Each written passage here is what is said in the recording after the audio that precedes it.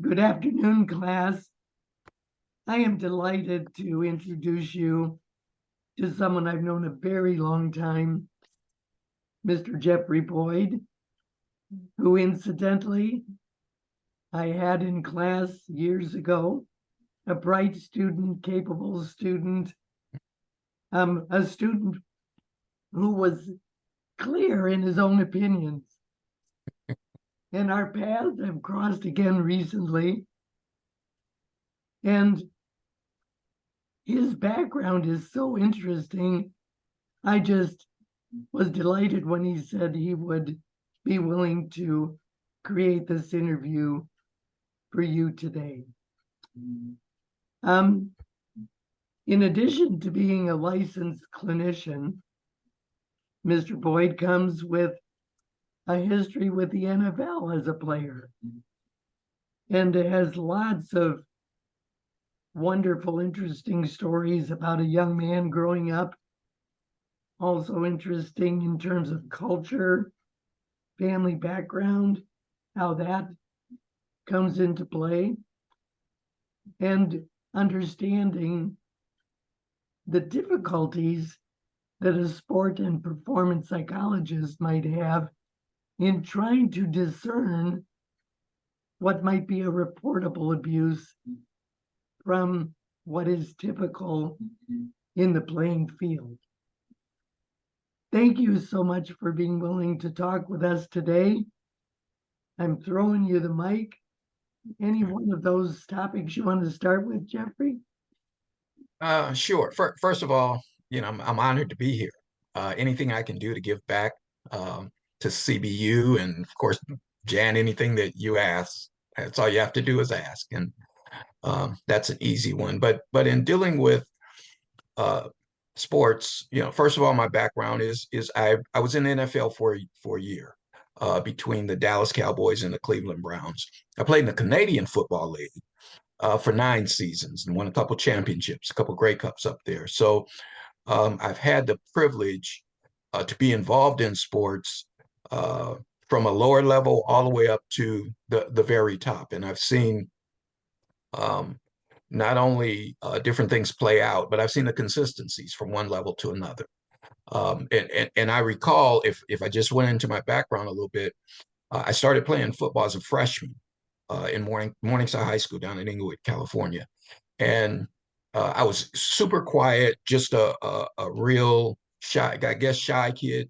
I got through my freshman year, nothing really happened. My sophomore season was a big year because the best players at the end of the year got pulled up to the varsity for the playoffs. And that's when you knew you were kind of a chosen person because the head coach from the varsity had to identify you on a lower level. And I remember myself and a friend were going to look at the list to see if we got pulled up. And I remember looking at the list and my name was on the list. And I remember recalling it as the first time in my life where I felt like I was a part of something. I got acknowledged for something. And so it was like almost a time to let your guard down, feeling like, okay, I fit in.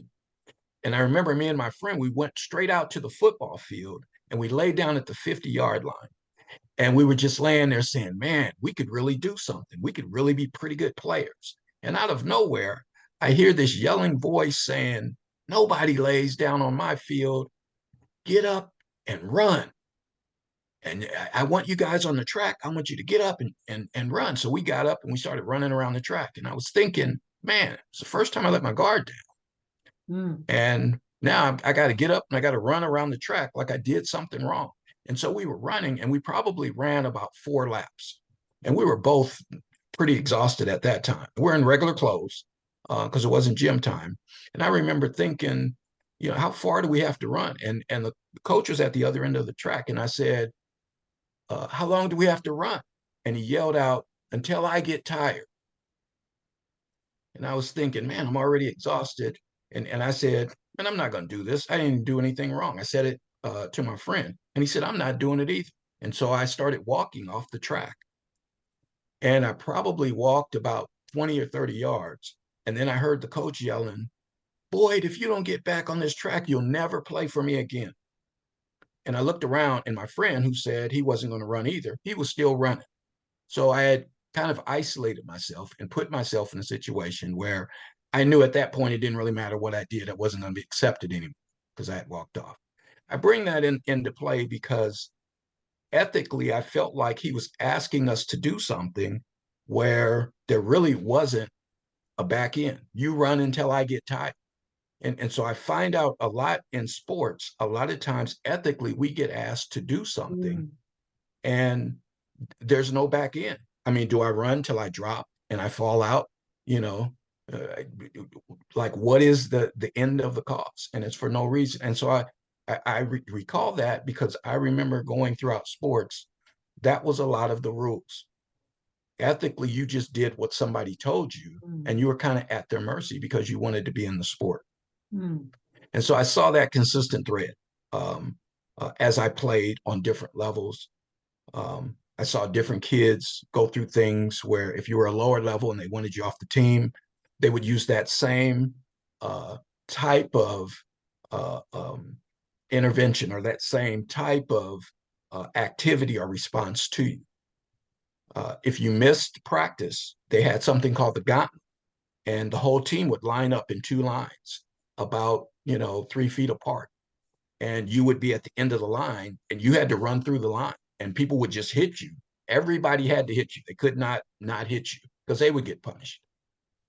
But that was kind of your payment. And I kind of looked at that as, I don't know, that might be something from a reportable perspective that we would look into because there were kids that really got hurt, really got physically hurt. And you're talking about the entire team. It might be 50 people and 25 sets, and everybody had to hit you. mm, There was another thing called the bull ring. The bull ring was when 25 or so people got in a circle and you had to be in the middle of the circle. And when they called somebody's number, you were supposed to run through them and they were supposed to run through you. And so they'd start off by calling, they'd say number six. And you'd have to try to find number six, but number six was already coming at you. So he knew it. And before you 30 seconds or so go by, then they'd say 6, 12. So now you'd have two people coming at you, 6, 12, 17. You'd have multiple people coming at you. And so that was a way of kind of rooting out people that you really didn't want on the team. You just kind of beat them down mm. until they gave in. And so I just kind of mention those things because those are things that may not necessarily be reportable, Right, but right. ethically, right off Yeah. the bat, Mhm. you question. I'm thinking of the students, and if someone in the bull ring or someone who came late to practice or missed practice Mm-hmm. was having trouble handling that, and they came to see a sport and performance consultant, do you have an idea from your point of view what you might say, what you might do, since you can see both sides of that, how Mm-hmm. you would help that athlete manage? Well, I think being a clinician now, I think if I just had to deal with the line of what's reportable, a Yeah. lot of those things I would have reported. I would have felt like that exercise, that activity is an abusive activity. And I think I would have brought that to the coaching staff that based on the profession, based on the job that you're asking me to do, Mm, it's my responsibility to report that mhm, um, because of the cause of it. And it really was an abusive situation where kids were not only physically hurt, emotionally, they were damaged, for a long time. So um, again, I think that is the natural flow of things. And I think sports in general, and I speak a lot from football because that's what I experience more than anything else. But I think sports in general, that's always been the theme is let's find out how tough you are. Are you tough enough? Let's find out what you're giving, what you're willing to give to be on the team. Um, so again, from a clinical perspective, I think that mhm, that's what I would do is go to the coaching staff and say, mhm, I'm concerned because I think that could be a reportable activity, mhm, especially if someone were to feel like it was abuse. If somebody else said, hey, it's just what I need to do to go through to be on the team, then maybe that changes the dynamic a little bit. Well, you're pointing out the different variables that would lead you to make a different decision or Right. investigate more or explore with the coaching staff. Yes, Like, absolutely. you had also mentioned when we talked the other day about the influence of culture and your own family. Mhm. Any thoughts that you would share about that? Yeah, and I've definitely seen that where there's an expectation. It's like, you know, because maybe somebody in your family played sports and they had to go through things, much more brutal than what we're going through now. So maybe they have an expectation of you just need to tough it out. Um, and so really looking at, the dynamics that they bring to it, the influence that they bring to it, um, because you don't want to put yourself on an island. And I guess I would say is As a even player, it, as a clinician, mm-hmm, you don't want to put yourself on an island by maybe reporting something and now making this player, a unicorn, when it's something that they've chosen to endure, to make progress or to advance.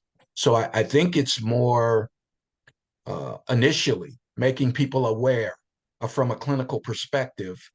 Um, what you see is kind of the line, or what's reportable and not reportable. How do we get the same results doing something that's not abusive or that's not reportable? mm-hmm. And I think teams are moving to that. I think sports is trying to move to that. Another topic that we've talked about a little bit in class is when there's the Tarasov responsibility when an athlete or a performer threatens to hurt someone else or take them out, or you know that's all I'm going to put up with. Mm-hmm. Trying to look at, trying to discern, are they just blowing off steam, Yeah. or do they really have intent? Yeah. And and again, I think all that starts with having some type of a relationship to be able to sit down and see, is this a valid concern? Especially from a Tarasov perspective, is this, does this kid really mean, he's going to go hurt somebody else? Um, and that happens in sports. People are super aggressive, and a lot of times emotionally, that extra anxiety blends with that aggressiveness, and they may say things that they really don't mean, but Mm-hmm. probably trying to identify, how serious is this threat? Is this person really at risk? Do they mean what they say, or is it just in the heat of the moment? Mm-hmm. Um, and again, because it's sports, because you're in that arena, it's not like the regular counseling arena where it becomes more clear this person does have intent, and they're leaving here with the possibility of going to hurt someone else. You mean when you're in your own office and a Right. client comes into your office and leaves with that intent? Yeah. Right. Because you even see fights on the field. And some some coaches will say that's healthy. That means we're ready. I know we're ready for the game because their emotion is at this level. And so again, it's how do we look at it as clinicians and say, okay, is this part of, what it takes to be successful in this arena? And it really doesn't go anywhere outside of this. You're talking about, guys with pads on, or guys in a controlled sporting atmosphere and environment, as opposed to somebody who's, like you said, in an office and they're just by themselves and it's just them and their thoughts. And there's a lot of direct intention behind their thoughts. One of the things I've tried to emphasize with the class is the incredible importance of consulting with someone you trust Mm-hmm. when you're in an ethical dilemma, Yes. so Yes. that you can get another sounding board. Do you have a thought about that? You know what? in the clinical arena as a whole, I think that's so important, and I think that's so underused. But definitely in sports, I think it's always great. And when I mention relationships, even relating to a coach, so that when you're going to consult with another clinician, you have some information to say, yeah, this happened. I sat down with this coach, but this is what he was saying. Any thoughts on that? And so it gives a broader perspective to maybe what was going on outside of, often we only um, know, what we experience, based on our growing up and our exposure. And so we're dealing with everything from one perspective. So by having that other perspective, the situation doesn't belong to me or it belongs to them. It's the situation. We're just both shedding light on it. And Mhm. so oftentimes that gives us a clear mindset to make better decisions. And it also gives us more of a grounded reasoning. So if someone was to question us later, we're not just giving our perspective and our understanding. We actually consulted with somebody else to get more information and more understanding. Um, and in class, we've emphasized the idea of standard of care. What Mm-hmm. a reasonably competent therapist Mm-hmm. would do in a similar set of circumstances. And one way of finding out what other therapists would do is to talk to them. Yeah, yeah. And there's also the line, Jan, of being a therapist and being an individual. Like we go into it and we're standing there wearing the armor of a therapist or a clinician or a sports psychologist, but we also have Mm, our own, our own drive, our own interest, the way I was brought up, all the things that I believe in, how things should be. And so it's always, especially when you talk about consulting, it's always helpful to have somebody else come in who comes from a different place. And so you can just separate who I am as an individual from who I am as a profession when you're looking at a matter. mm. Well, I could talk to you for the rest of the day, but I promised you that I would limit this. Yeah. If you could think of anything in your many years, both in sports and now in the helping professions, anything, a final thought to leave with Mm-hmm. these students that would help them not just survive, but to thrive in Mm-hmm. this chosen field. Any thought about that? I would say this: when I coached, and I coached from junior All-American all the way up to the professional level. And a guy asked me one time, I was dealing with this high-level professional athlete. He said, "How can you coach him?" He said, "I'm intimidated by it." And I said, "I'm a coach. And what I look for is what a person needs at the level that they're at. So if I'm coaching junior All-American, or if I'm coaching travel ball and I'm dealing with a 12 or 13-year-old, I'm trying to find out what that kid needs. He needs understanding of the game. He needs to know how to play the game. And when it's over with, be able to let it go and go be happy and play around.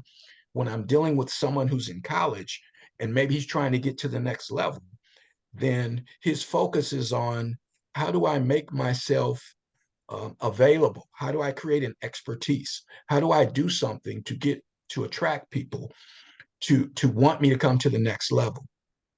When I'm dealing with a professional athlete, they already know what they do. They have a specialty. Their thing is, how do I become more marketable so I can make more money, so I can create my brand and be more beneficial? So when you're in sports, everybody's not the same. On Mm, every level, they're looking for something different. So even from a sports psychologist, his opinion, it's very important to know the level that you're on, the mm, need that a person has to be able to maximize their talents, their abilities, their confidence at that level so that they can move wherever it is that they want to move. And when you do that, when you're in that athlete, when you're in that level, when you're in their needs, they're fully open to hear what you have to say. But if you're just in sports trying to help someone succeed in sports, oftentimes they don't hear you because different people are at different levels and they have different needs. That would be probably more important to me than anything else as my experience with athletes. Well, gosh, that's an incredibly important final thought, to really know the Mhm. person you're dealing with Mhm. and what they need Right.